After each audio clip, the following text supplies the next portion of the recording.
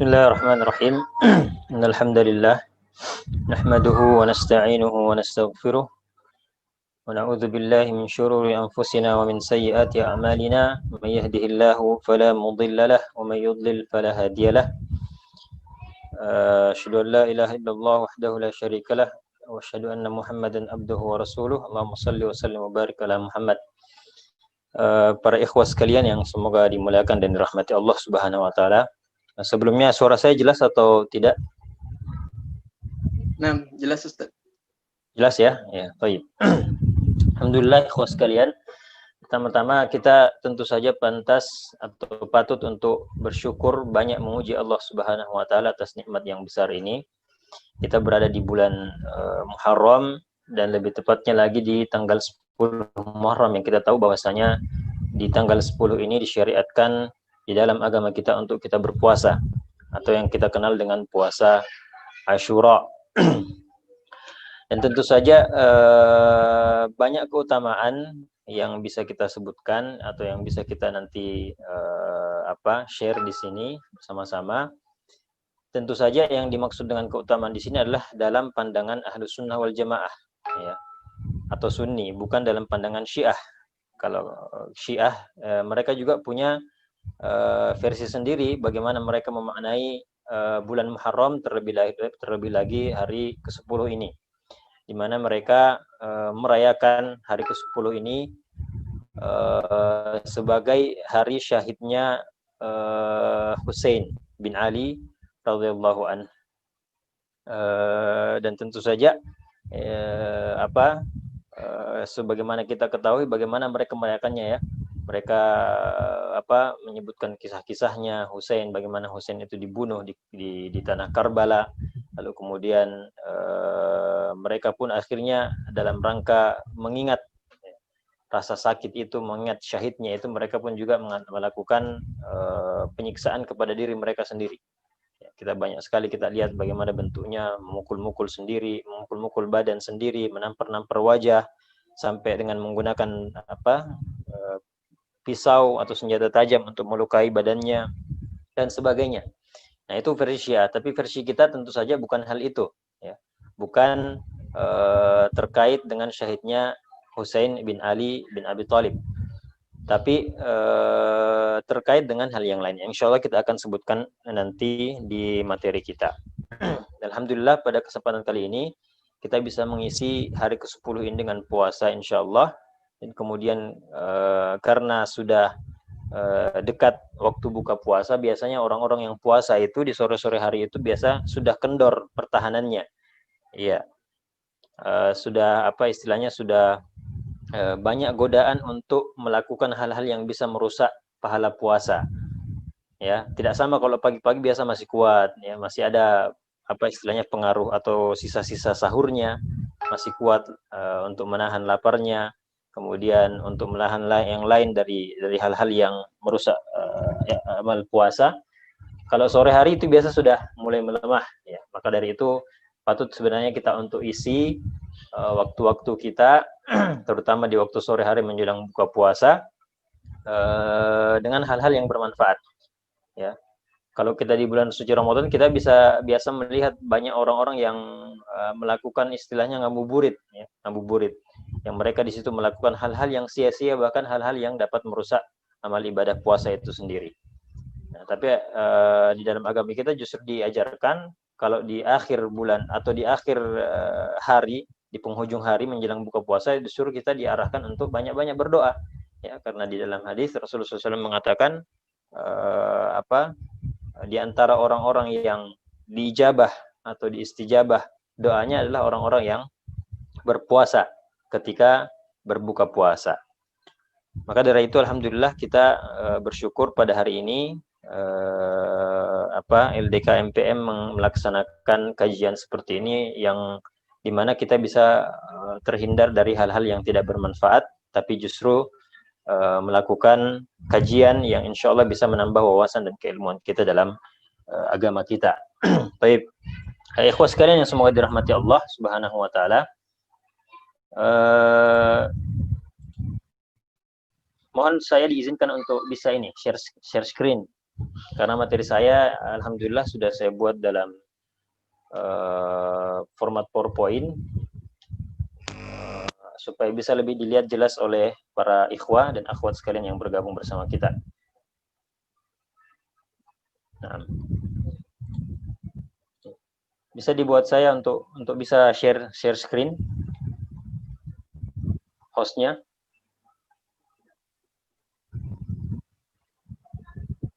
Nah, baik. Nah, jelas ya? Jelas tulisannya jelas?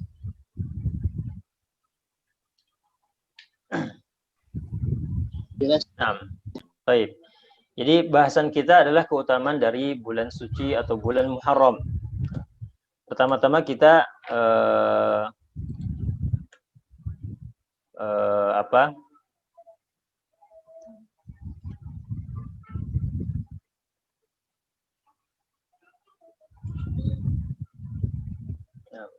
Pertama-tama kita bahas dulu apa itu bulan haram. Ya. Kita bahas dulu apa itu bulan haram.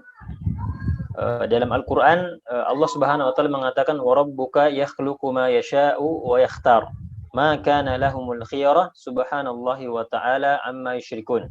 Di surah Al-Qasas ayat 68. Kata Allah Subhanahu Wa Taala, dan Tuhanmu menciptakan apa yang Dia kehendaki. Wa yakhtar, dan memilih di antara yang Allah ciptakan itu, yang Allah ciptakan untuk menjadi lebih unggul di antara yang lainnya. Maka lahumul khiyarah, dan bukan pilihan itu ada di tangan manusia. Jadi pilihan itu bukan ada di tangan manusia. Subhanallahi wa ta'ala amma yusyrikun. Nah, di antara hal-hal yang diciptakan oleh Allah Subhanahu wa taala adalah bulan-bulan. Adalah bulan-bulan yang berjumlah 12, yang dimana Allah Subhanahu wa taala memilih. Ya. Ini sesuai dengan kehendak Allah Subhanahu wa taala. Allah memilih 4 di antara 12 bulan ini menjadi bulan haram. Sebagaimana kata Allah Subhanahu wa taala di surah At-Taubah ayat 36, "Inna iddatasy syuhuri indallah 12 syahra." Ya, sesungguhnya jumlah bulan itu di sisi Allah Subhanahu wa taala adalah 12. Fi kitabillah, di dalam kitab Allah Subhanahu wa taala, yauma khalaqas samawati wal ard. Hari di mana Allah Subhanahu wa taala menciptakan langit dan bumi. Lalu kata Allah, minha arba'atun hurum. Di antara 12 itu ada 4 bulan yang hurum, ya, 4 bulan yang haram. Maksudnya suci. Ya. Dzalikad dinul qayyim, itulah agama yang lurus. Fala tazlimu fihinna anfusakum. Maka janganlah kalian menzalimi diri kalian di dalam 4 bulan itu.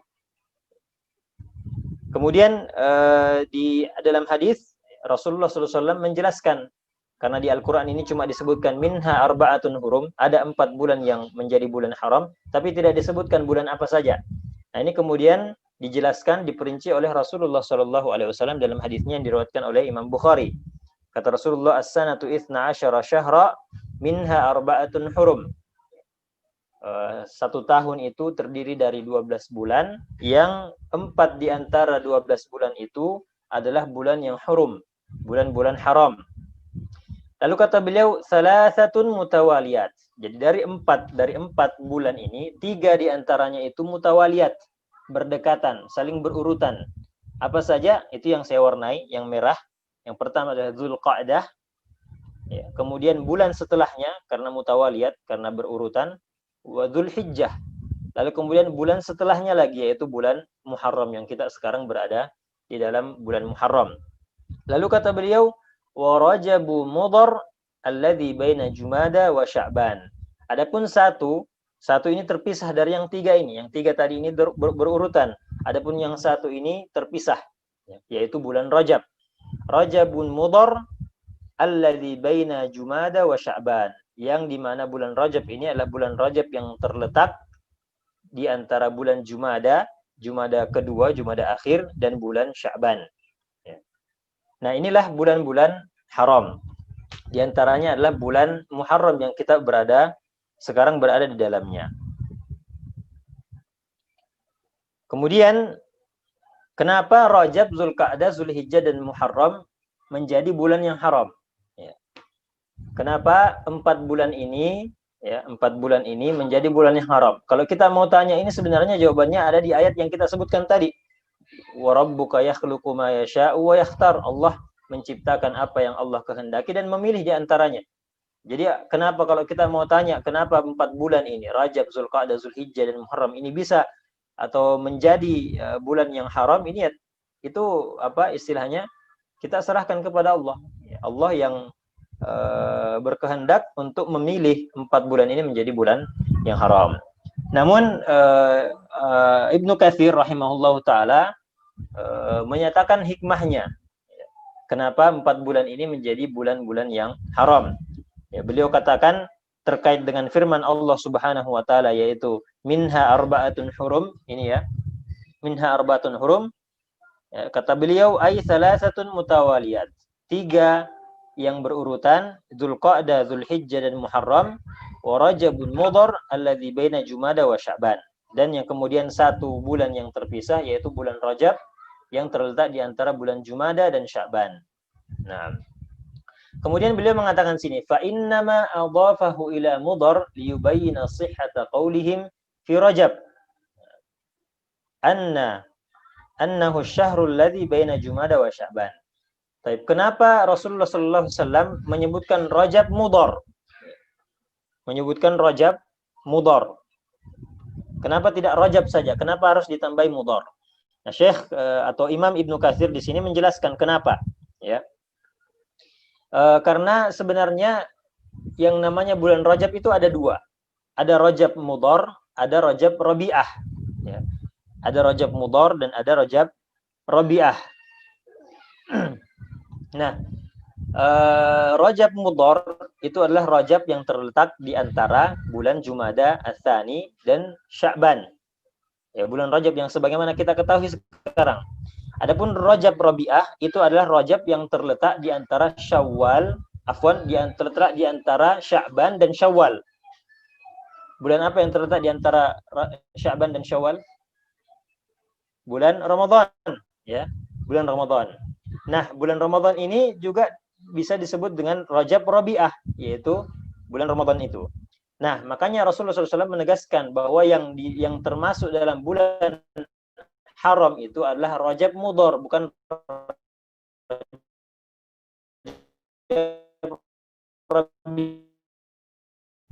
apa di antara bulan ini dan terletak di antara. Nah, kemudian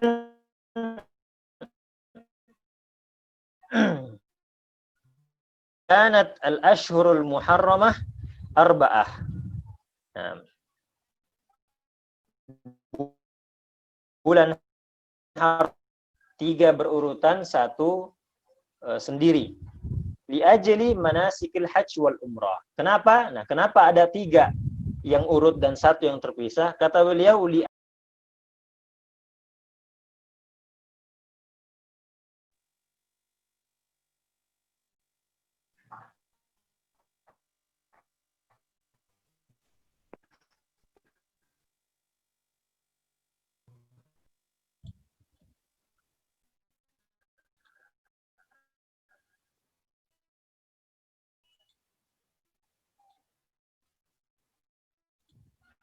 Baik.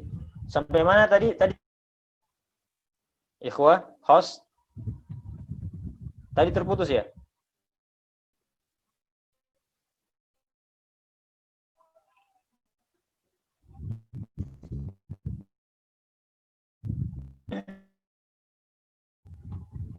Mana hostnya?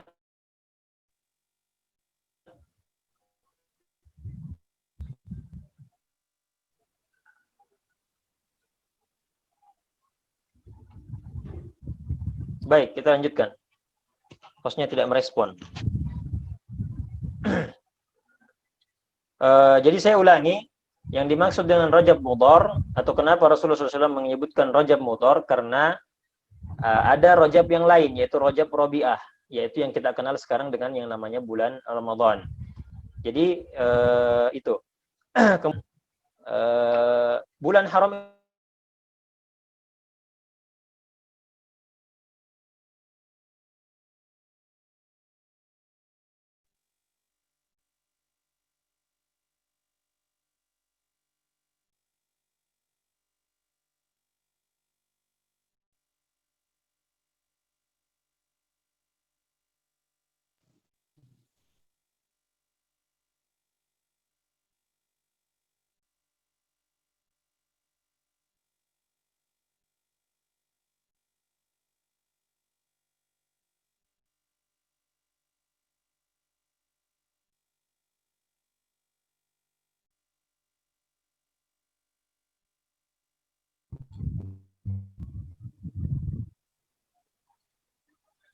Baik, Afwan, kayaknya jaringan saya agak bermasalah sedikit.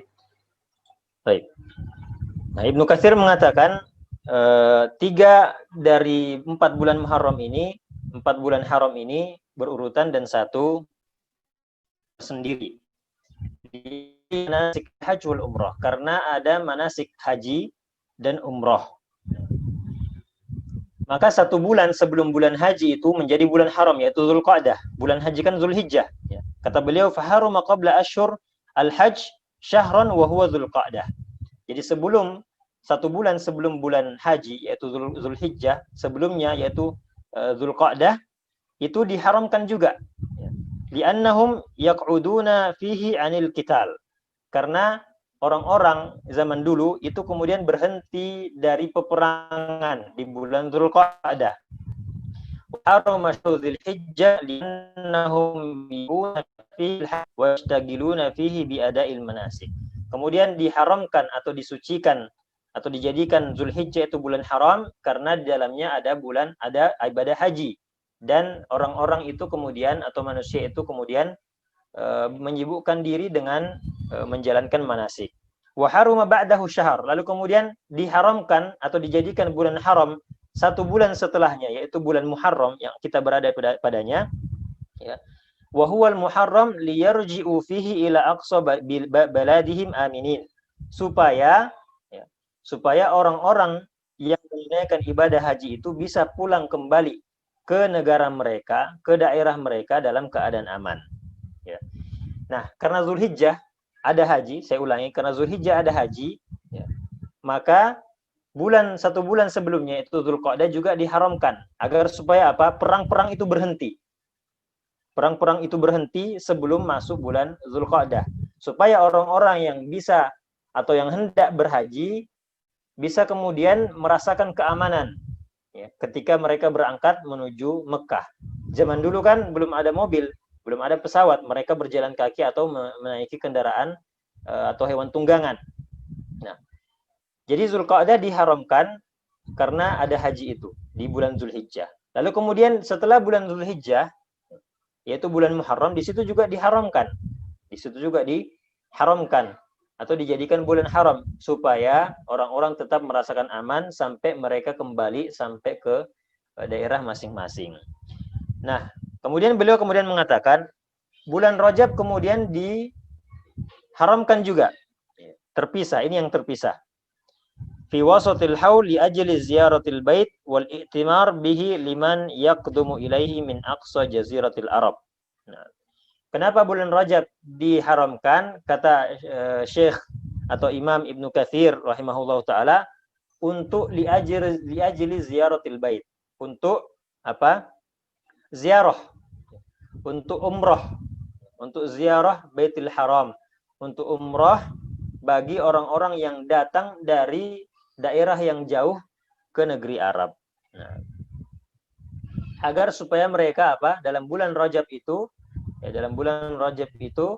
mereka datang dan kembali ke daerah mereka dalam kondisi atau dalam keadaan yang aman. Nah, taib. Sekarang ikhwas sekalian, kenapa disebut bulan haram? Kenapa 4 bulan ini disebut sebagai bulan haram? Jadi ada 2 perkataan yang bisa kita ringkas dari pendapat-pendapat para ulama. Yang pertama adalah karena Allah Subhanahu wa taala mengharamkan peperangan di antara manusia pada bulan haram ini. Lianna Allah taharrama fiha al-qital bainan. Sebagaimana firman Allah Subhanahu wa taala di surah Al-Baqarah ayat 217. Yas'alunaka 'anil syahril harami qitalin fihi. Wahai Muhammad, mereka bertanya kepadamu tentang peperangan di bulan haram.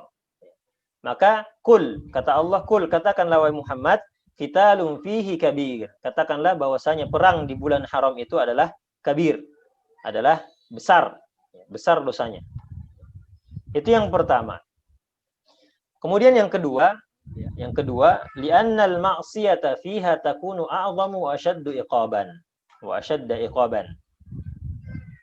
Alasan kedua adalah karena maksiat atau dosa-dosa yang dikerjakan di dalam bulan haram yang 4 ini itu lebih besar dosanya dan lebih keras hukumannya.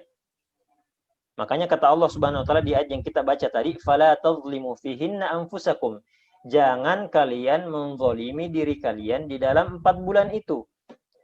Padahal sebenarnya larangan untuk menzalimi diri sendiri atau bermaksiat itu juga dilarang di selain bulan haram, iya atau tidak? Ya, dilarang juga. Tapi kemudian Allah Subhanahu wa taala mengkhususkan penyebutan ini yang berarti atau yang bermakna larangan atau hukuman dari maksiat dan dosa dari maksiat yang dikerjakan di di 4 bulan haram ini dosanya lebih besar dan hukumannya lebih keras. Ya. Maka kita perlu berhati-hati ya ikhwas sekalian. Ya, karena kita sekarang berada di bulan haram, di salah satu bulan haram yaitu bulan Muharram, maka kita perlu berhati-hati bagaimana kita menjalani hari-hari kita di bulan-bulan ini. Jangan sampai kita terjerumus di dalam maksiat-maksiat atau dosa-dosa yang nanti tentu saja akhirnya akan membuat dosa kita atau di catatan buku kita itu menjadi lebih banyak. Nah, ini bermaksiat di bulan haram. Imam Al-Qurtubi rahimahullah mengatakan, la tazlimu fihinna anfusakum birtikabidz dzunub. Jangan kalian menzalimi diri kalian di dalam 4 bulan haram ini dengan melakukan dosa-dosa. Tazlimu fihinna anfusakum, menzalimi diri sendiri maknanya adalah apa? Maknanya adalah berbuat maksiat. Karena sejatinya orang yang berbuat maksiat itu adalah orang yang menzalimi dirinya sendiri. Ya. Karena Allah sudah turunkan Al-Quran dan sudah mengutus Nabi untuk menjelaskan Al-Quran itu, menjelaskan apa saja yang diharamkan oleh Allah Subhanahu wa taala, apa saja perbuatan-perbuatan yang termasuk maksiat. Nah, kalau kita sudah tahu bahwa itu maksiat, lalu kemudian kita melaksanakannya, dan kita tahu bahwasanya Rasulullah sudah tegaskan, dan Allah juga sudah katakan bahwa maksiat itu atau kedurhakaan itu ada hukumannya. Maka kalau ada orang yang tahu suatu perbuatan itu kalau dilakukan dia dapat hukuman, dia dapat dosa, lalu kemudian tetap melakukannya, itu kan berarti menzalimi sendiri. Ya? Itu dia berarti menzalimi dirinya sendiri. Jadi kata la tazlimu fihinna anfusakum, jangan kalian zalimi diri kalian sendiri, jangan kalian berbuat dosa. Ya, lianna Allah Subhanahu idza 'azzama syai'an min jihatin wahidah sarat lahu hurmah wahidah. Nah, kata Imam Al-Qurtubi, karena Allah jika mengagungkan sesuatu, dari satu sisi, maka jadilah sesuatu itu punya hurmah, punya kehormatan, punya satu kehormatan yang tidak boleh dilanggar. Wa idza 'azzamahu, kalau Allah Subhanahu wa taala mengharamkan sesuatu atau mengagungkan sesuatu dari dua sisi atau sisi lebih dari satu sisi, maka kehormatannya juga akan lebih dari satu. Maka kata beliau, fayudha'afu fihi al-iqab bil amali sayyi, maka akan dilipat gandakan hukuman-hukuman atau dosa atas perbuatan yang buruk. Kama yudha'afu tsawab bil amali shalih, sebagaimana dalam 4 bulan haram ini juga atau dalam hal-hal yang diharamkan Allah Subhanahu wa taala ini juga dilipat gandakan amal soleh yang dikerjakan. Jadi ada dua sisinya ikhwas sekalian.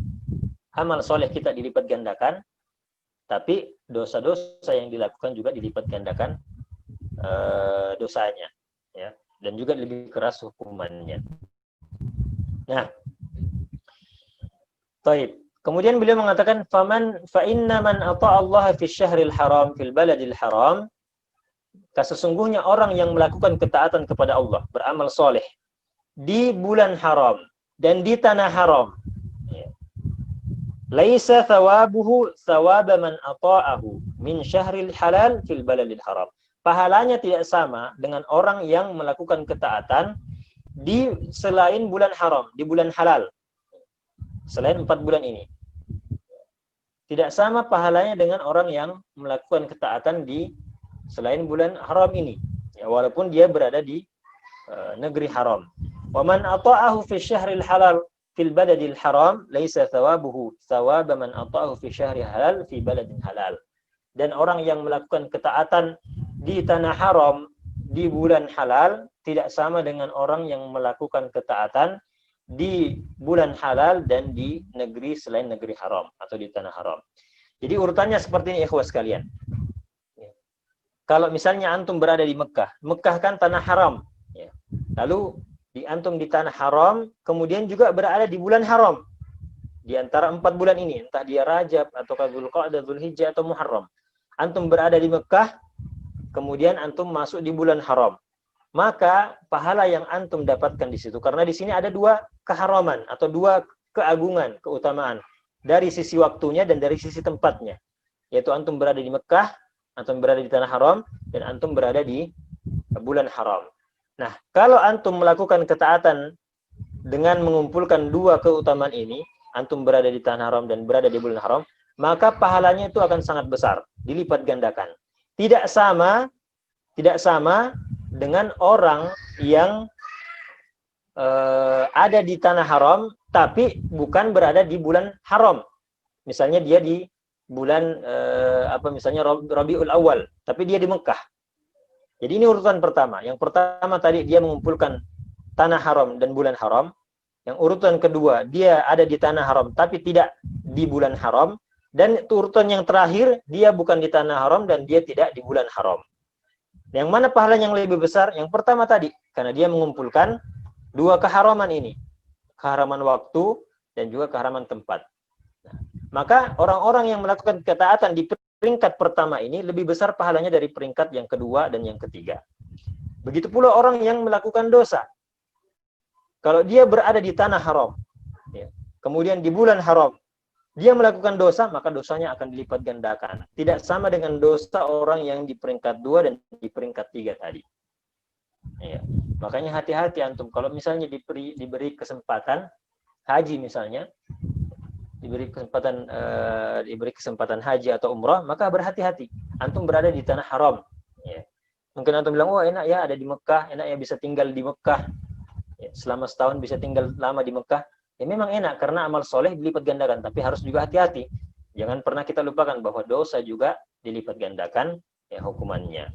Ya. Kemudian Ibnu Katsir juga mengatakan, ya, sebagaimana kata Allah Subhanahu wa taala, "Fala tadlimu fihinna anfusakum ai fi hadhil ashhur al-muharramah." Jangan kalian menzalimi diri kalian di 4 bulan haram ini. Li'annaha akad wa ablagu fil itsm min ghairiha, karena dosa-dosa itu lebih ditekankan, lebih dibesarkan, lebih besar dosanya dari selainnya. Kama annal ma'asi fil baladil haram tudha'af, sebagaimana maksiat di tanah haram itu dilipat gandakan. Sebagaimana kata Allah Subhanahu wa taala, wa may yurid fihi bi ilhadin bi dzulmin nudziqahu min adzabin alim. Ini terkait tanah haram di surah Al-Hajj ayat 25. Allah mengatakan, barang siapa yang menginginkan fihi, yakni di dalam tanah haram, yang menginginkan kezaliman, ilhad, kedurhakaan di dalamnya, kata Allah, nudziquhu min adzabin alim. Kami akan merasakan kepadanya azab yang pedih.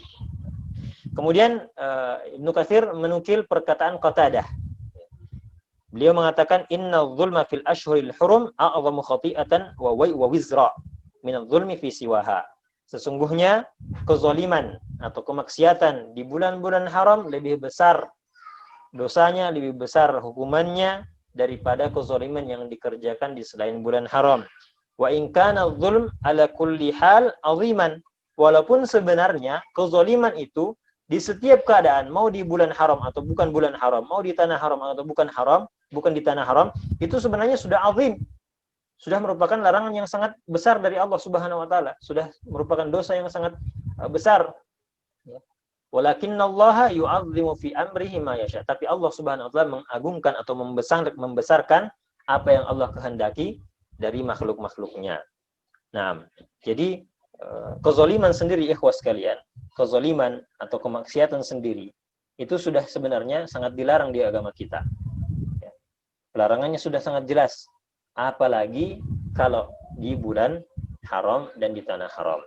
Maka kita berhati-hati ikhwas sekalian, jangan sampai kita kemudian lalai, lengah, kemudian melakukan kemaksiatan dalam bulan haram. Barang siapa yang terlanjur, yang jatuh ke dalam keharaman atau ke dalam kemaksiatan, maka segera beristighfar, segera bertobat kepada Allah Subhanahu wa taala, dan jangan menyia-nyiakan amalan-amalan yang kemudian sudah disebutkan oleh Allah Subhanahu wa taala bahwa amalan tersebut punya sebab mengundang atau mengundang ampunan dari Allah Subhanahu wa taala. Baik. Nah, puasa Asyura. Apa yang harus kita lakukan di bulan haram? Nah, itu sudah kita sebutkan tadi. Yang pertama adalah kita harus banyak berzikir, karena bulan-bulan haram adalah bulan-bulan berzikir. Kemudian yang kedua yang kita sebutkan tadi yaitu perbanyak amal soleh kita. Karena amal-amal soleh di bulan-bulan haram itu amal soleh yang dilipat gandakan pahalanya. Dan kemudian yang ketiga, berhati-hati dari yang namanya kemaksiatan. Karena dosa-dosanya juga dilipat gandakan. Baik. Sekarang ikhwas sekalian, terkhusus di bulan Muharram, ada amal khusus yang kita bisa lakukan sebagaimana yang sudah dituntunkan oleh Rasulullah SAW, yaitu puasa Asyura atau puasa 10 Muharram yang jatuh tepat pada hari ini, ya, tepat pada hari ini. Nah, apa itu puasa Asyura? Nah, itu kita sebutkan dari hadis Aisyah radhiyallahu anha, ummul mukminin, ya, beliau mengatakan, kana yaumu Asyura tasumuhu Quraisy fil jahiliyah. Bahwasanya orang-orang Quraisy pada masa-masa jahiliyah, mereka juga sudah melakukan puasa di 10 Muharram ini, Asyura. Kenapa para ulama menyebutkan bahwasanya kenapa orang Quraisy pada zaman jahiliyah ini sudah melakukan puasa Asyura ini? Karena pengaruh dari agama Nabi Ibrahim alaihissalam. Wa kana Rasulullah sallallahu alaihi wasallam yasumu, dan juga Rasulullah sallallahu alaihi wasallam juga berpuasa Asyura. Falamma qadimal Madinah shamahu. Ketika beliau sallallahu alaihi wasallam datang ke Madinah, beliau berpuasa 10 Muharram, puasa Asyura. Wa amara bisyamihi, dan Rasulullah SAW menyuruh para sahabat kaum muslimin untuk berpuasa di bulan Muharram tanggal 10 ini. Falamma furida Ramadan, ketika puasa bulan Ramadan itu sudah disyariatkan, taraka yauma Asyura. Rasulullah SAW meninggalkan puasa Asyura. Maksudnya begini ikhwas sekalian, bukan berarti Rasulullah tidak melaksanakan puasa Asyura. Maksudnya adalah hadis ini menunjukkan bahwasanya tadinya puasa Asyura adalah puasa yang wajib. Tadinya puasa Asyura adalah puasa yang wajib. Ya, puasa yang wajib. Tapi ketika bulan suci Ramadan sudah disyariatkan, maksudnya puasa Ramadan disyariatkan, maka puasa Asyura tidak lagi menjadi wajib. Tidak lagi menjadi sesuatu yang wajib, tapi akhirnya berubah menjadi sunnah, ya, atau mustahab. Maka kata Rasulullah, faman syaa shamahu, barang siapa yang mau silakan berpuasa, wa man syaa tarakahu, barang siapa yang tidak mau berpuasa maka silakan juga. Artinya apa? Puasa Asyura setelah puasa Ramadan ditetapkan atau disyariatkan, puasa Asyura tidak menjadi wajib lagi, tapi kemudian menjadi puasa yang sunnah. Nah, hadis ini diriwayatkan oleh Imam Bukhari. Nah, kemudian di hadis yang lain, hadis Ibnu Abbas radhiyallahu anhuma, beliau mengatakan, qadiman Nabi sallallahu alaihi wasallam al-Madinah. Nabi sallallahu alaihi wasallam datang ke Madinah, hijrah maksudnya. Hijrah dari Mekah. Fara'al yahuda tasumu yauma Asyura. Maka Nabi sallallahu alaihi wasallam melihat orang-orang Yahudi ini berpuasa pada hari ke-10, ya, pada hari Asyura ini. Maka beliau mengatakan, "Mahadha?" Apa ini? Beliau bertanya kepada orang Yahudi. Nah, maka orang Yahudi mengatakan, "Hadza yaumun shalih." Ini adalah hari yang baik. "Hadza yaumun najjallahu bani Israila min aduwwihim fasamahu Musa."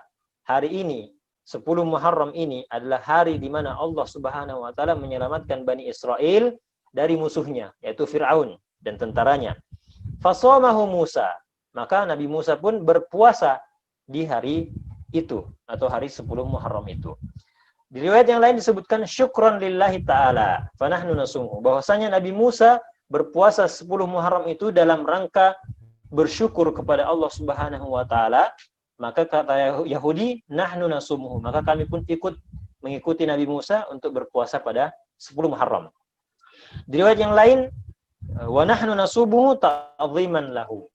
Kata orang Yahudi ini, kami berpuasa atau ikut berpuasa 10 Muharram ini ta'dhiman, sebagai bentuk pengagungan. Kemudian Nabi SAW menimpali pernyataan mereka.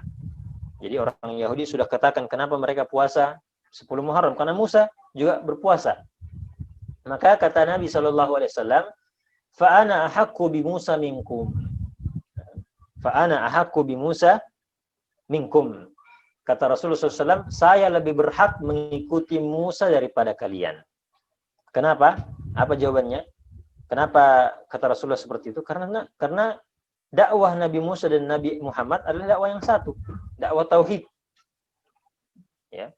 Adapun Bani Israel atau orang-orang Yahudi, walaupun mereka mengklaim mengikuti Nabi Musa, sebenarnya mereka tidak mengikuti Nabi Musa alaihissalam.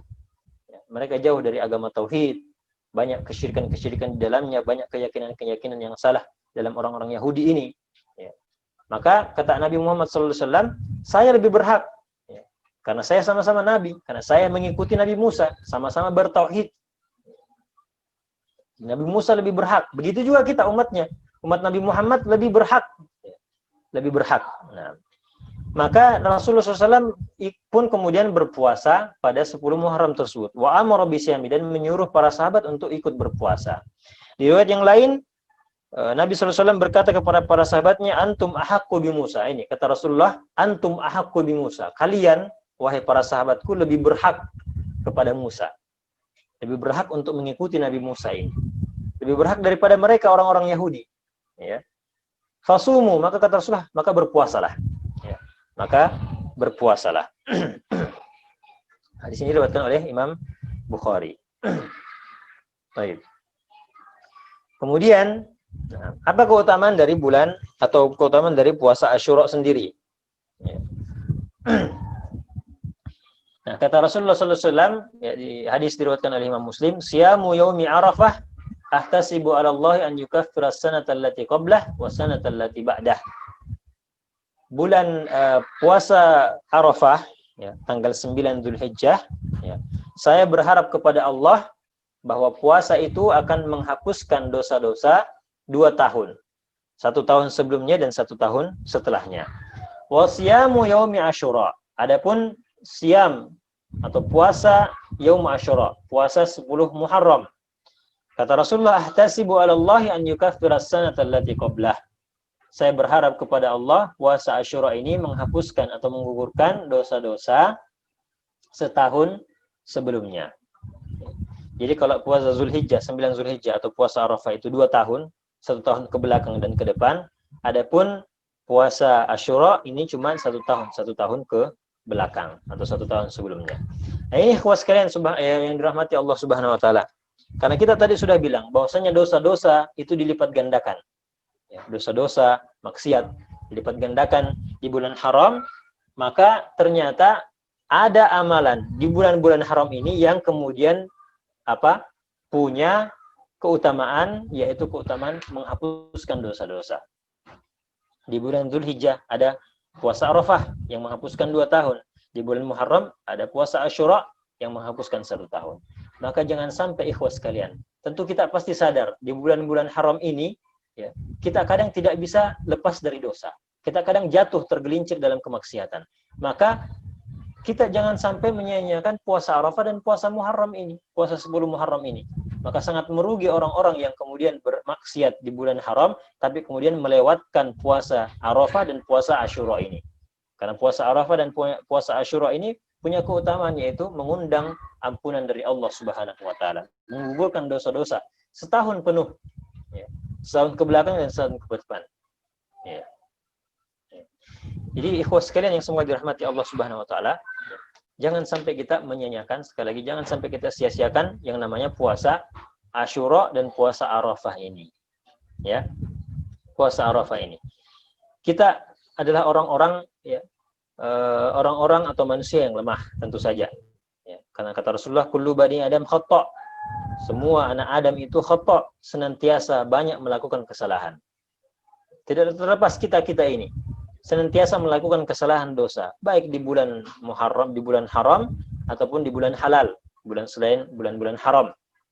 Nah, masalahnya syaitan, ikhwas sekalian, syaitan ini selain menyuruh kita untuk bermaksiat, ternyata syaitan tidak sampai di situ. Syaitan juga menghiasi yang namanya maksiat itu, sehingga maksiat itu betul-betul indah di mata kita. Ya, betul-betul indah di mata kita. Sampai-sampai bisa saja ada suatu dosa yang kita senantiasa lakukan, itu kemudian kita mengatakan, biasa saja. Oh, banyak juga orang yang lakukan ini. Ya. Atau sampai mungkin yang paling parah menganggap bahwa itu bukan lagi dosa. Ya, ini syaitan. Tidak hanya menyuruh kita, coba lakukan dosa itu. Tidak. Tapi dosa itu kemudian dihiasi, ya, dihiasi oleh syaitan, sampai kita manusia melihat dosa itu adalah suatu hal yang biasa saja. Suatu hal yang lumrah. Banyak aja orang yang lakukan misalnya. Ya. Sampai-sampai kita mungkin mengatakan itu bukan dosa. Disuntikkan syubhat di kepala kita, ini bukan dosa, ini boleh-boleh saja. Nah, orang-orang yang seperti ini, ikhwas sekalian, orang-orang seperti ini, orang-orang yang sudah menganggap remeh dosa, tentu tidak akan punya motivasi untuk melakukan amal-amal soleh yang bisa mengundang ampunan dari Allah Subhanahu wa taala. Tidak akan termotivasi untuk bertobat dan beristighfar kepada Allah Subhanahu wa taala, karena di matanya dosa itu sudah sesuatu hal yang remeh. Bukan sesuatu yang besar lagi. Ya. Maka dari itu, ikhwas sekalian, yang paling pertama kita tanamkan dalam hati kita, ketika kita mungkin muncul kemalasan, kenapa lagi harus puasa Arafah, kenapa harus lagi puasa Asyura, atau amal-amal ibadah lainnya, yang pertama kita hadirkan dalam diri kita bahwa kita ini adalah orang yang paling banyak dosa. Ingat-ingat dosa kita. Ya, ingat-ingat dosa kita. Kemudian ikhwas sekalian, ya, agungkan Allah Subhanahu wa taala. Karena ketika kita mengagungkan Allah Subhanahu wa taala, maka maksiat-maksiat yang kita lakukan itu akan terasa sangat berat di dalam hati kita. Ya. Karena kenapa? Karena nikmat-nikmat yang Allah berikan itu nikmat itulah yang sebenarnya kita gunakan untuk bermaksiat kepada Allah Subhanahu wa taala. Adakah di antara kita yang tidak bermaksiat kepada Allah, yang tidak menggunakan nikmat Allah? Adakah di antara kita yang pernah bermaksiat tapi tidak menggunakan nikmatnya Allah? Tidak ada. Pasti semua dengan nikmat Allah. Anggota tubuh kita, rezeki kita, semua itu kita gunakan. Semua itu nikmat Allah Subhanahu wa taala yang kita gunakan untuk bermaksiat. Nah, kalau kita mengagungkan Allah, maka dosa-dosa yang pernah kita lakukan, walaupun sekecil apapun itu akan menjadi berat di dalam hati kita. Makanya jangan lihat besar kecilnya dosa, lihat kepada siapa engkau berdosa, kepada siapa engkau bermaksiat, kepada Allah Subhanahu wa taala. Maka agungkan Allah Subhanahu wa taala, jadikan dosa itu adalah dosa yang sangat berat di dalam hati kita. Karena ciri-ciri orang yang tidak beriman, ikhwas sekalian, atau imannya lemah, itu ketika dia melihat dosanya itu sebagai sesuatu yang remeh saja. Adapun orang yang beriman, yang betul-betul beriman, dia melihat dosanya itu seperti sebab kebinasaan atas dirinya. Kata Abdullah bin Mas'ud radhiyallahu anhu, al-mu'minu innal mu'mina yara dhanbahu ka'annahu qa'idun tahta al-jabal yakhafu an yaqa alaihi. Kata Abdullah bin Mas'ud, orang yang mukmin dengan sebenarnya iman itu melihat dosa-dosanya seakan-akan seperti dia sedang duduk di bawah gunung batu, yang dia khawatir gunung batu itu akan menimpa dirinya. Artinya apa? Kalau dia berdosa, dia khawatir sekali. Dia khawatir jangan sampai dosa ini adalah dosa yang akan membinasakan dia, dosa yang akan menjerumuskan dia ke dalam neraka, dosa yang akan mengundang murka Allah Subhanahu wa taala. Itu orang yang beriman. Wa ammal fajir, terus kata beliau, adapun orang yang fajir, yara dzanbahu, yara dunubahu, dia melihat dosa-dosanya itu ya, kadzubab, seperti lalat yang terbang di depan hidungnya, kemudian dia usir dengan tangannya seperti ini. Atau lalat yang singgah-hinggap di hidungnya, kemudian dia usir seperti ini. Artinya apa? Dosanya tidak ada rasanya sama sekali. Begitu mudah dilakukan dosa. Tidak ada rasanya sama sekali. Tidak berat di dalam hatinya itu dosa. Dia tidak sholat, ya biasa-biasa saja. Ketawa-ketawa, tidak ada masalah. Dia mungkin berzina, dia mungkin apa, dan seterusnya. Melakukan dosa-dosa, biasa-biasa saja. Tidak berat di hatinya. Adapun orang yang beriman, dosa yang dia lakukan, kecil atau besar, itu akan sangat memberatkan di dalam hatinya. Dia akan gundah gulana, galau. Ya Allah, saya dosa lagi. Ya Allah, saya bermaksiat lagi. Nah, orang-orang yang seperti ini, orang-orang beriman, orang-orang inilah yang akan kemudian termotivasi untuk segera beristighfar, untuk segera bertobat. Dan juga orang-orang seperti ini tidak akan mungkin melewatkan amal-amal yang seperti ini. Amal-amal seperti puasa Arafah dan puasa Asyura yang punya keutamaan mengundang ampunan dari Allah Subhanahu wa taala. Ya.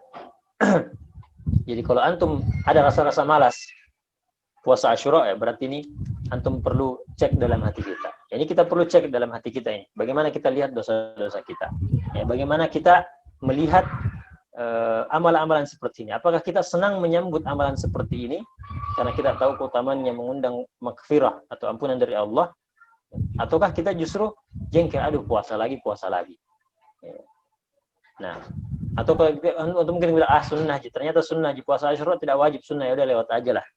Ya, itu kita perlu perhatikan. Keutamaan ampunan ini adalah bukan keutamaan yang main-main, ikhwan sekalian. Keutamaan ampunan ini bukan keutamaan yang main-main. Ya, jadi perlu kita perhatikan diri kita. Bagaimana kita menyikapi puasa Asyura ini yang ada di depan mata kita, atau yang sekarang sedang berada di hadapan kita, yang kita berada di dalamnya. Nah, makanya Rasulullah SAW, kata beliau ini, kata Ibnu Abbas, ya, apa yang beliau katakan, ma ra'aitun Nabiy sallallahu alaihi wasallam yataharra siyam yaumin faddalahu ala ghairihi illa hadzal yaum, yaum Asyura wa hadha syahr, yakni syahr Ramadan. Kata Abdullah bin Abbas, beliau mengatakan, saya tidak pernah melihat Nabi sallallahu alaihi wasallam begitu bersemangat melakukan puasa. Saya tidak pernah melihat Nabi sallallahu alaihi wasallam begitu bersemangat, begitu antusias untuk mengamalkan suatu puasa selain puasa Asyura ini. Jadi Nabi sallallahu alaihi wasallam sangat bersemangat untuk melakukan puasa Asyura. Kemudian di hadis yang lain, hadis riwayat Muslim, afdhalus siyam ba'da Ramadan syahrullahil muharram. Puasa yang paling afdal setelah puasa Ramadan adalah puasa di bulan Muharram. Wa afdhalus salati ba'da al-fariidah, dan salat yang paling afdal setelah salat 5 waktu adalah salatul lail, salat lail. Baik, kemudian ini kita lihat bagaimana para sahabat mengamalkan puasa Asyura. Mengamalkan puasa Asyura. An Rabi' binti Muawwad radhiyallahu anha. Beliau mengatakan, arsala Rasulullah ghadata Asyura ila qura al-Ansar allati haula al-Madinah. Rasulullah sallallahu alaihi wasallam mengirim pesan pada pagi hari Yaum Asyura, pada pagi hari tanggal 10 Muharram, ke perkampungan-perkampungan Ansar yang berada di sekitar kota Madinah. Jadi Rasulullah mengirimkan pesan-pesan kepada kampung-kampung atau perkampungan-perkampungan suku Ansar yang berada di sekitar kota Madinah. Apa pesannya? Pesannya adalah man kana asbaha minkum shaiman falyutimma shaumahu. Barang siapa yang pada hari ini kan tanggal 10 ini. Ini tanggal 10. Rasulullah mengirim pesannya pada tanggal 10. Kata beliau, barang siapa yang pada pagi hari ini berpuasa, falyutimma shaumah, maka hendaklah dia sempurnakan puasanya. Maksudnya sempurnakan puasanya sampai berbuka puasa. Wa man kana asbaha minkum muftiran falyutimma baqiyata yaumihi. Dan barang siapa yang tidak berpuasa pada pagi hari ini, Maka kata Rasulullah SAW, falyutimma baqiyata yaumihi. Maka hendaklah dia menahan diri dari makan sampai masuk waktu buka puasa. Apa kata Rasulullah? Barang siapa yang tidak berpuasa, maka hendaklah dia juga tahan dirinya untuk tidak makan sampai waktu buka puasa. Nah, jadi untuk menghargai, menghormati waktu hari Asyura ini, ikhwas sekalian, ya, barang siapa yang misalnya mungkin ya, dia sudah makan pada pagi harinya, kemudian baru sadar bahwa ternyata hari itu adalah hari ke-10 Muharram, maka hendaklah dia menghargai hari itu dengan tidak melanjutkan makannya sampai masuk waktu maghrib. Tentu dia tidak dihitung puasa karena dia sudah makan, ya, tidak dihitung puasa. Tapi untuk menghargai hari Asyura itu, maka hendaklah dia menahan dirinya dari makan sampai waktu berbuka puasa. Ini menunjukkan keutamaan yang besar dari puasa Asyura. Sebagaimana juga kalau misalnya kita misalnya puasa Ramadan, ya, puasa Ramadan, ada wanita yang haid, tapi kemudian ketika siang hari, misalnya ba'da zuhur, dia sudah bersih. Kan kalau orang haid, wanita haid kan tidak boleh berpuasa. Tapi ternyata siang-siang dia sudah bersih. Apa yang harus dilakukan wanita ini? Nah, wanita ini hendaklah dia juga menahan dirinya, ya, menghargai waktu puasa, menahan dirinya untuk tidak makan sampai waktu buka puasa. Begitu juga orang yang safar. Safar termasuk sebab adanya rukhsah untuk tidak berpuasa Ramadan, iya kan? Nah, misalnya ada orang safar, ternyata dia sampai di kampung halamannya, di tempat dia mukim, pas di siang hari Ramadan. Tadinya dia tidak puasa karena masih dalam kondisi safar. Pas sampai di kampung halamannya, nah, pas siang hari bulan suci Ramadan, apakah dia masih boleh makan sampai maghrib setelah itu? Jawabannya adalah hendaklah dia juga menahan diri, jangan juga makan sampai masuk buka puasa. Ya. Jangan juga makan-makan, menahan diri, walaupun dia tidak puasa sebelumnya, tapi karena dia sudah mukim, sudah masuk daerahnya, maka dia hendaklah juga dia menahan, jangan sampai dia masuk atau jangan sampai dia makan. Nah, kemudian kata beliau, kata perawi ini, sahabiah ini, Ar-Rabi ini, beliau mengatakan, fakunna ba'da dzalika nasumu. Maka setelah itu kami pun berpuasa hari Asyura ini.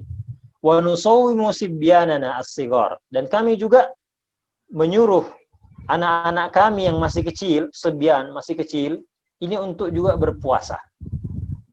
Jadi bukan hanya mereka. Kata Rabi ini, kami berpuasa dan juga mempuasakan atau menyuruh anak-anak kami yang masih kecil ini untuk berpuasa.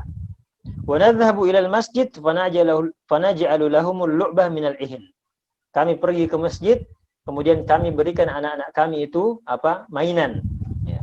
Fa idza baka ahaduhum 'ala at-ta'am a'taynahu iyyaha hatta yakunu 'indal iftar. Kalau di antara ada anak-anaknya itu yang menangis minta makanan karena kelaparan, mereka alihkan perhatiannya dengan memberikan anaknya itu mainan. Sampai nanti datang waktu buka puasa. Nah, ini semangat para sahabat untuk berpuasa dan juga mendidik anak-anak mereka untuk berpuasa. Saking pentingnya puasa Asyura ini. Walaupun dia sunnah, tapi puasa Asyura ini adalah puasa yang sangat penting. Ya. Yang tidak boleh kita lalaikan, yang tidak boleh kita anggap remeh. Nah, ikhwas sekalian, maka dari itu dianjurkan bagi para misalnya para atasan, yang bos, yang punya bawahan pokoknya, ya, yang kemudian memberi kesempatan selus-luasnya bagi para anggotanya, bagi para bawahannya untuk melakukan puasa Asyura. Ya. Untuk melakukan puasa Asyura. Jangan sampai dihalang-halangi, jangan diberikan pekerjaan yang berat, jangan diberikan pekerjaan yang bisa membuat dia lemah dan seterusnya. Khusus hari ini saja, tanggal 10, ikhwas sekalian. Ya, 10 Muharram. Baik. Kemudian puasa Tasu'a.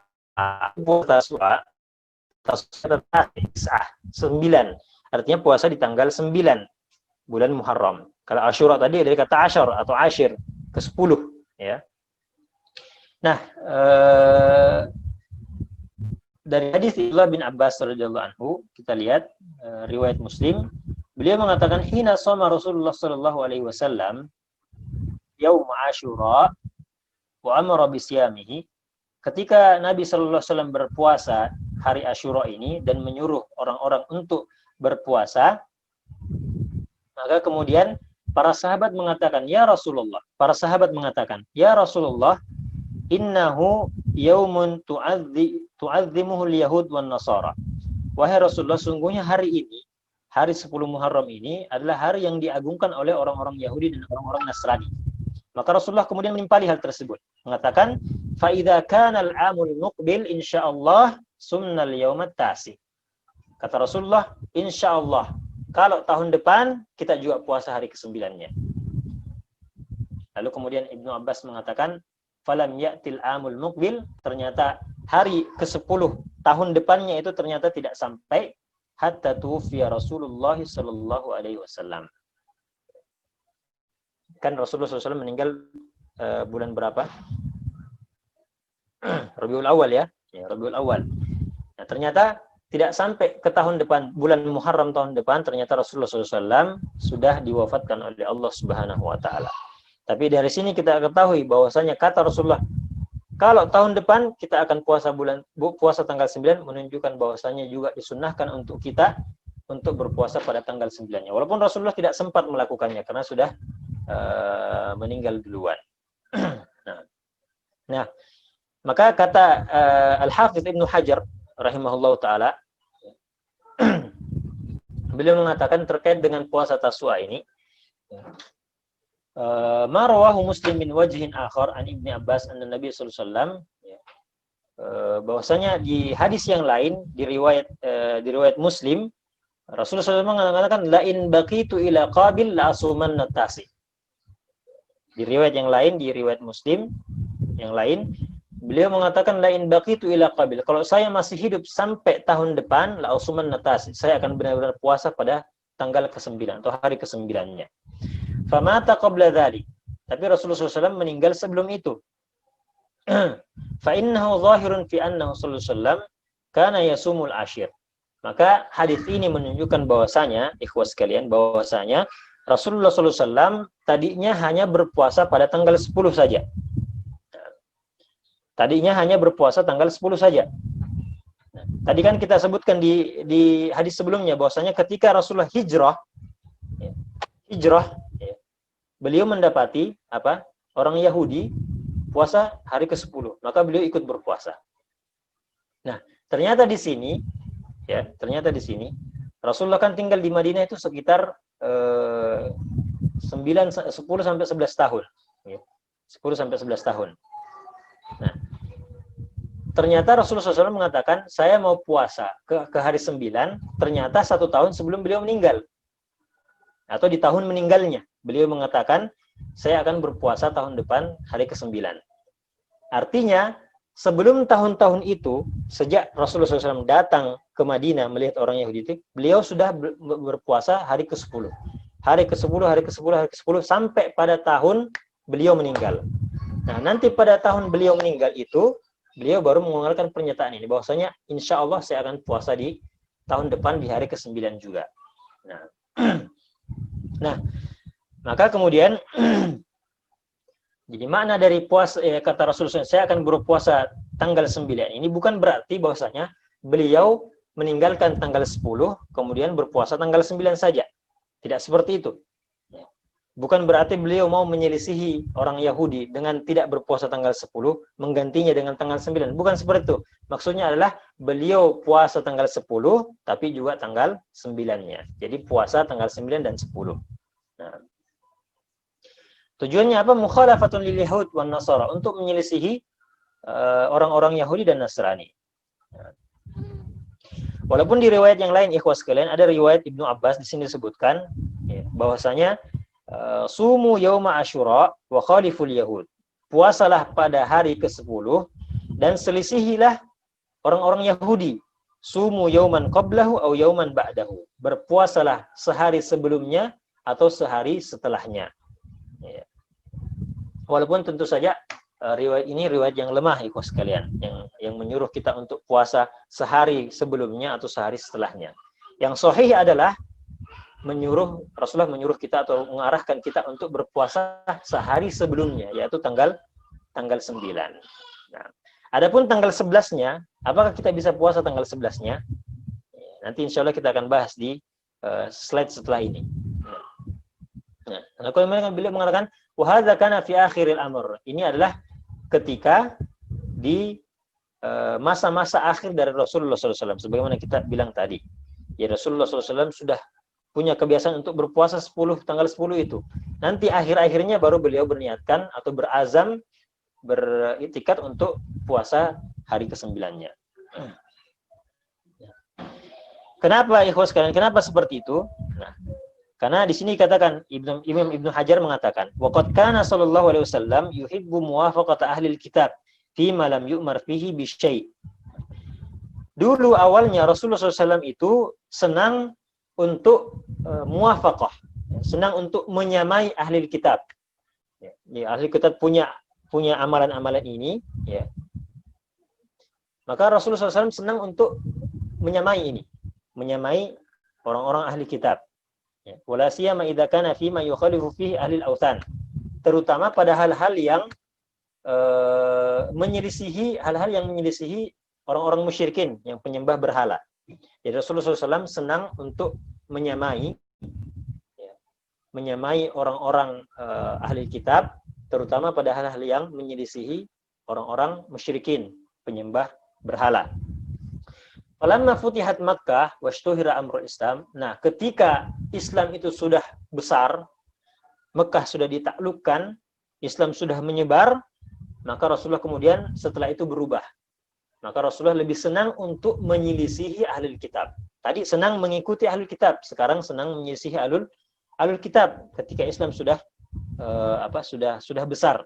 Nah, maka dari itu di akhir umur beliau, sebagaimana yang kita sebutkan tadi, di akhir itulah baru kemudian senang menyelisihi Yahudi. Ya, jadi tidak hanya puasa tanggal 10 saja, tapi kemudian berpuasa juga di tanggal 9-nya. Nah, urutan keutamaan puasa Asyura. Kata Imam Ibnul Qayyim rahimahullah ta'ala, beliau sebutkan dalam kitabnya Zadul Ma'ad, beliau mengatakan ada 3 urutan. 3 urutan dalam puasa Asyura. Yang pertama adalah puasa Asyura dengan berpuasa sehari sebelumnya dan sehari setelahnya. Jadi 3 hari. Tanggal 9, Tasu'a, 10, Asyura, dan tanggal 11-nya. Ini urutan yang tertinggi kata beliau, Imam Ibnul Qayyim. Urutan yang kedua adalah puasa tanggal 9 dan 10 saja. Tanggal 11 tidak. Karena beliau wa huwa ma dallat alaihi mu'dhamul ahadits. Dan inilah yang kedua, urutan yang kedua inilah yang paling banyak ditunjukkan oleh hadis-hadis. Sebagaimana salah satunya kita baca sebutkan pada slide sebelumnya tadi. Lain baqitu ila qabil asumman tasi. Jadi puasa 9 dan 10. Nah, yang paling rendah adalah puasa Asyura saja. Tidak puasa pada 9-nya, juga tidak puasa pada tanggal 11-nya. Hanya pada puasa Asyura saja. Nah, pertanyaan sekarang, apa hukumnya puasa tanggal 10 saja? Tidak puasa tanggal 9, tidak puasa tanggal 10. Nah, sebagian ulama mengatakan bahwasanya hanya berpuasa tanggal 10 itu makruh. Karena menyelisihi manhajnya Nabi Shallallahu alaihi wasallam. Karena Nabi sudah berazam, bertekad untuk puasa tanggal 9-nya. Nah, maka kemudian orang-orang yang hanya puasa tanggal 10 saja, maka sebagian ulama mengatakan bahwa ini makruh. Nah, sebagian yang lain mengatakan tidak makruh. Ya. Tidak makruh selama memang dia cuma sanggup untuk melakukan puasa tanggal 10 itu. Jadi misalnya tanggal 9 dia tidak sempat, mungkin karena sakit, ada uzurnya misalnya karena pekerjaan yang berat misalnya. Ya, dan seterusnya. Nah, adapun yang makruh itu adalah orang yang sebenarnya sanggup untuk puasa tanggal 9 dan 10, tapi dia tidak puasa tanggal 9-nya, cuma tanggal 10-nya saja. Ini yang makruh. Nah, baik. Maka bagi yang tidak puasa kemarin, tidak usah risau. Ya. silakan puasa hari ini, ya, puasa hari ini dengan baik. Kalau mau puasa besok tanggal 11 itu tidak ada masalah sebenarnya, tidak ada masalah. Baik. Nah, ini jika tidak sempat puasa Asyura, apa yang harus kita lakukan? Apa yang harus kita lakukan? Apakah bisa diqadha atau tidak? Misalnya tidak sempat puasa tanggal 10. Kemudian dia masuk, kalau begitu saya tanggal 11-nya saya qadha. Ya. Saya ganti. Sebagaimana dia ganti puasa Ramadannya yang bolong misalnya ya. Dia ganti tempat lain. Puasa Asyura apakah juga bisa kita qadha? Seperti itu kalau misalnya kita tidak sempat. Walaupun kita punya udzur syar'i misalnya, kita lagi sakit, lagi apalah sebenarnya, kemudian kita tidak sempat puasa Asyura, apakah bisa kita qadha di hari yang lain?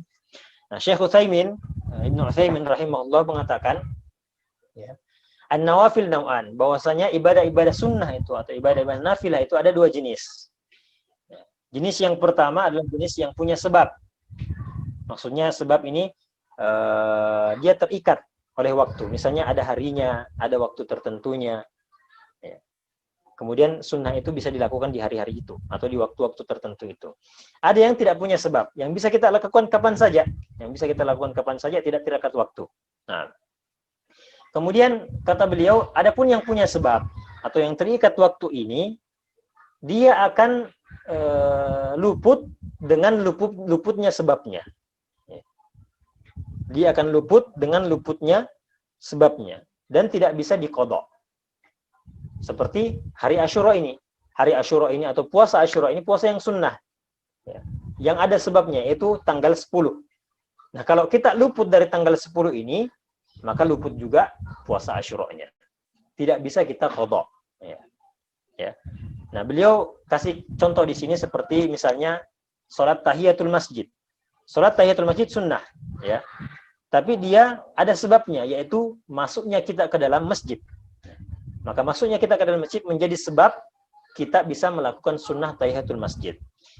Nah, kalau misalnya ada orang yang masuk masjid, disinilah dia disunnahkan untuk melakukan tahiyatul masjid. Tapi ternyata dia tidak sholat. Dia duduk-duduk dulu, misalnya minum, istirahat, sampai lama kemudian dia baru beri, saya mau sholat tahiyatul masjid. Maka ini sudah lewat waktunya. Sudah luput darinya waktu untuk melakukan sholat tahiyatul masjid. Karena sholat tahiyatul masjid sebabnya ada tadi ketika baru masuk masjid. Kalau sudah lewat waktu itu maka sudah tidak dianggap lagi. Kalaupun dia sholat 2 rakaat maka sudah tidak dianggap sholatnya itulah sholat tahiyatul masjid. Nah. Jadi seperti itu, ya. Jadi kata beliau seperti itulah hari Asyura. Begitu juga puasa Arafah, ya. Puasa Arafah. Kalau misalnya luput dari puasa Arafah atau Asyura, maka tidak perlu dia qadha. Ya, tidak bisa dia qadha. Puasa yang dia lakukan di hari lain tidak akan senilai dengan puasa di hari Arafah atau hari Asyura. Nah. Bagaimana kalau yang punya uzur syar'i? Sebagaimana kita bilang tadi, walaupun uzurnya syar'i. Misalnya perempuan haid pas hari Asyura ini, apa yang dilakukan? Ya sudah tidak puasa. Ya, tidak puasa. Dan juga dia tidak qadha di hari yang lain. Nah, pertanyaan sekarang bagaimana pahalanya? Bagaimana pahala puasanya? Apakah tetap bisa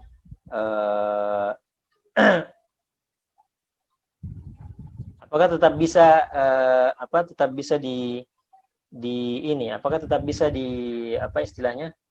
tetap bisa didapatkan pahala puasanya? Nah, kata Rasulullah SAW ini, "Idza maridal abdu aw safara kutiba lahu mithla ma kana ya'malu muqiman sahihan."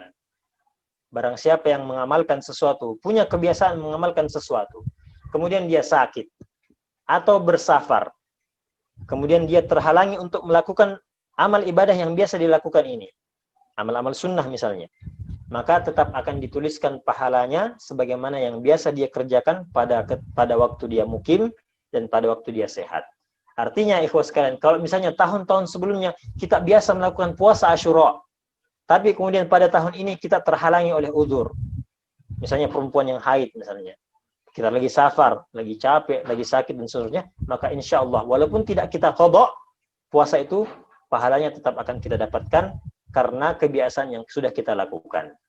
Karena kita terhalangi uzur syar'i. Nah, Taib. Ya, insyaallah sudah berakhir ini materinya, ini slide terakhir ya.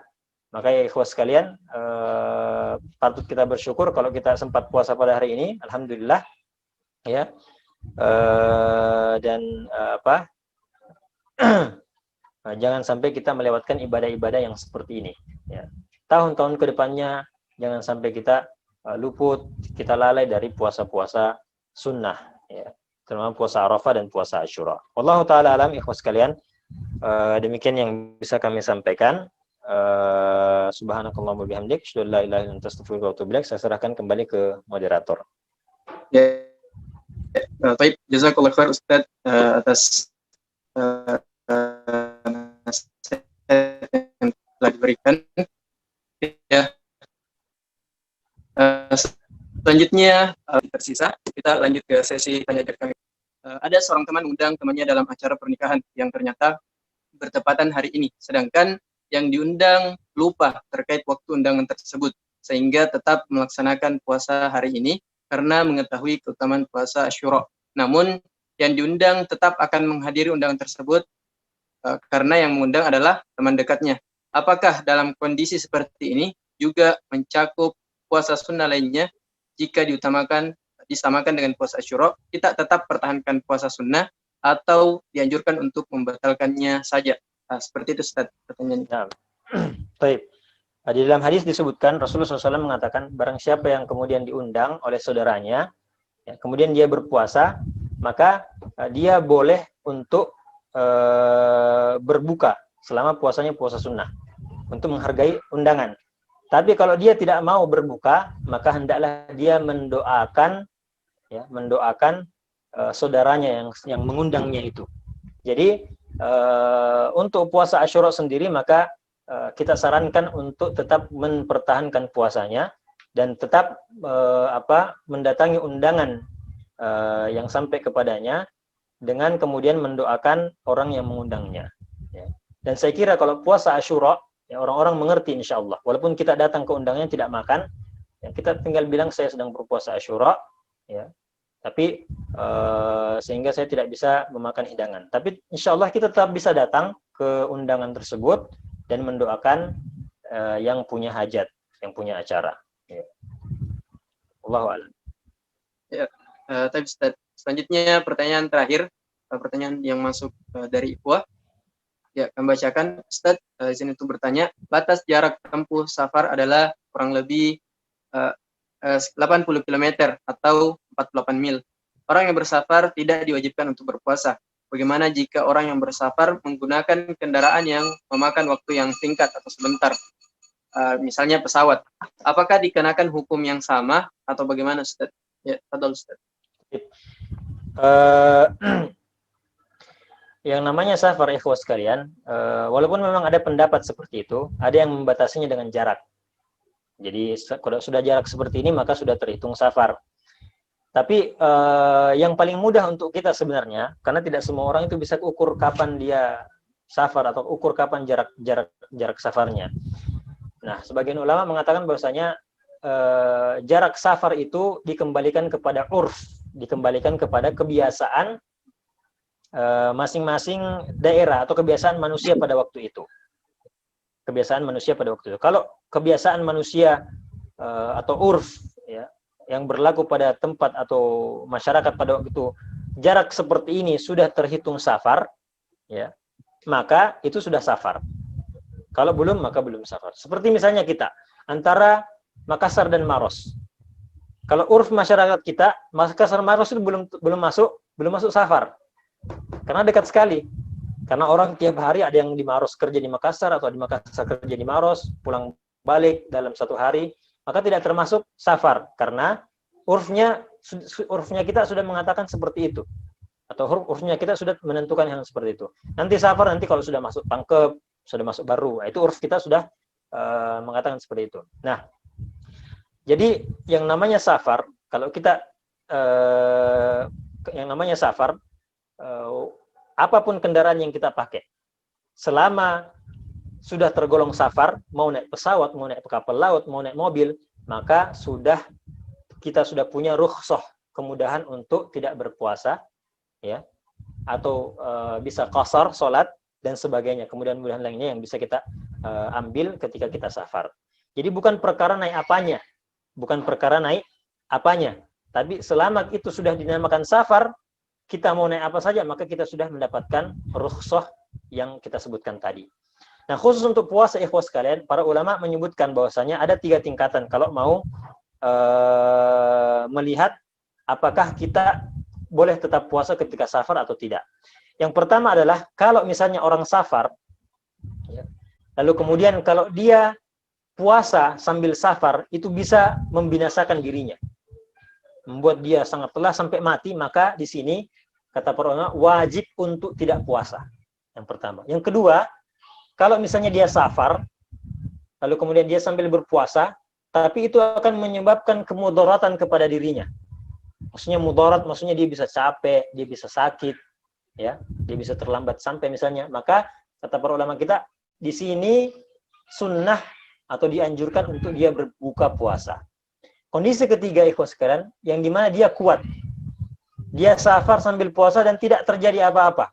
Sama saja mau dia puasa pas safar itu atau tidak puasa, misalnya karena dia safar dengan kendaraan yang enak, ya, dengan pesawat misalnya atau mobilnya ber-AC, sehingga tidak ada mudarat sedikit pun yang kena pada dia ketika dia berpuasa walaupun dia safar, maka di sini dianjurkan untuk tetap menjaga puasanya, tidak berbuka. Walaupun kalau dia bukan tidak ada masalah sebenarnya, tidak ada masalah. Tapi dianjurkan untuk dia tetap menjaga puasanya kalau dalam kondisi ketiga ini. Itu ya ikhwaskan. Wallahu a'lam. Ya, baik. Itu mungkin jadi karena keterbatasan waktu, kita juga sudah jelang maghrib, maka kami hanya ucapkan dengan 2 pertanyaan. Baik, kami ucapkan syukron jazakallahu khair pada Ustaz yang telah ya memberikan ilmunya pada sore hari ini.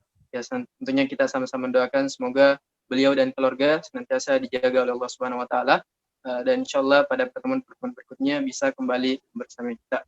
Kami juga ucapkan syukron jazakumullah khairan kepada seluruh peserta, baik yang bergabung melalui Zoom maupun melalui YouTube. Ya, semoga di bulan Muharram ini kita sama-sama bisa memaksimalkan ibadah-ibadah kita dan senantiasa menahan diri kita dari perbuatan-perbuatan maksiat. Sebagaimana yang disampaikan oleh Al-Ustaz tadi, bahwa ya kemaksiatan yang dilakukan di bulan haram ini ya akan dilipat gandakan dosanya oleh Allah Subhanahu wa taala. Baik, ikhwas sekalian, kami cukupkan dengan senantiasa memperbanyak istighfar dan menyempurnakan dengan membaca doa kafaratul majelis. Subhanakallahumma wa bihamdik, asyhadu an la ilaha illa anta, astaghfiruka wa atubu ilaik. Wassalamualaikum warahmatullahi wabarakatuh.